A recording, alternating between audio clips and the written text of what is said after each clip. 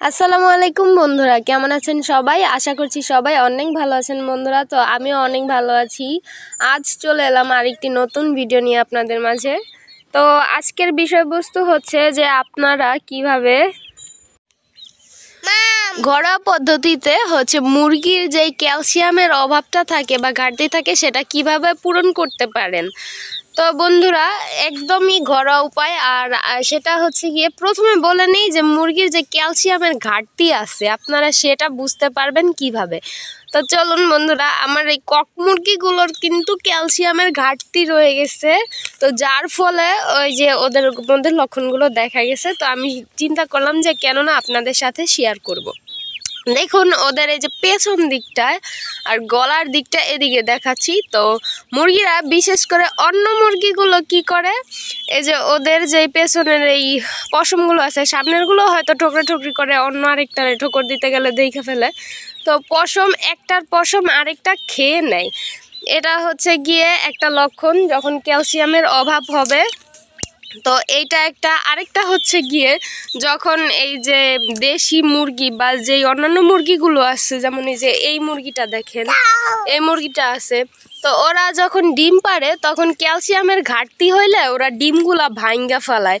বা অনেক সময় আপনারা দেখেন যে মুরগিরে ডিম পাড়াইতেছেন, ওদের কুচে দিবেন বা ডিম পাড়ছে, তারপরে সেই ডিমগুলো ভাঙ্গা ওরা নিজেরাই খায়া ফেলাইতেছে। তো এগুলো গিয়ে যে মুরগির ক্যালসিয়ামের ঘাটতি হলে এই কাজগুলো ওরা করে। আবার অনেক সময় ভিটামিন B1, 2 এইগুলোর ঘাটতির ফলেও করে, তবে বিশেষ করে ক্যালসিয়ামের ঘাটতির কারণে মুরগিরা এই কাজগুলো করে। তো 3টা লক্ষণ, একটা এই যে পশম খেয়ে ফেলা, আর তারপর 2 নাম্বারটা ডিম ভেঙে ফেলা, বা ডিম পারতে না চাওয়া, গিয়ে ডিম পারবে বাট ওখানে খুব বেশি চিৎকার চেঁচামেচি করবে আর ডিমগুলো নাড়াচাড়া দিবে, তারপর ভেঙে যাবে। আবার 3 নাম্বার কারণটা যে ডিম পেড়ে ওরা নিজেরাই খেয়ে নিচ্ছে। তো বন্ধুরা, এর থেকে বাঁচার যেটা সবচেয়ে সহজ উপায় করা, সেটা ডিমের খোসা। তো ডিম তো আমরা সচরাচর বাসায় সবাই খেয়ে থাকি, ছোট বড়। তো এই ডিমের খোসার মাধ্যমেই আপনারা মুরগির যে এই ক্যালসিয়ামের ঘাটতিটা বা চাহিদা সেটা পূরণ করতে পারেন।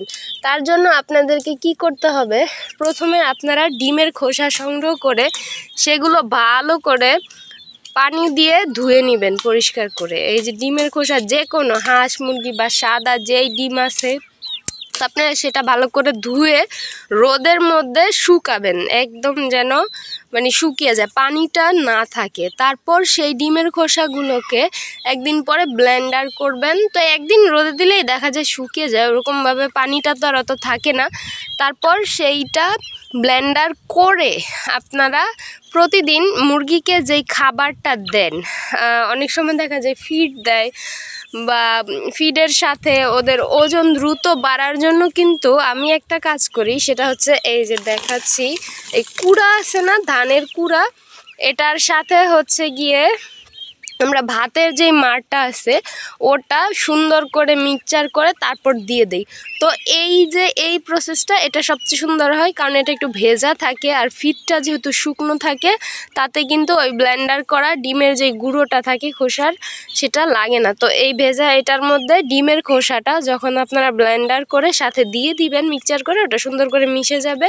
তো সেটা 1 চামচ করে আপনারা খাওয়ালে 1 সপ্তাহের মধ্যে মুরগির ক্যালসিয়ামের যে চাহিদাটা সেটা পূরণ হয়ে যাবে। আর এই যে এরকম ওদের পশমের যেই একটা পার্থক্য দেখুন, ওদের কিন্তু সম্পূর্ণ গায়ে পশম নেই।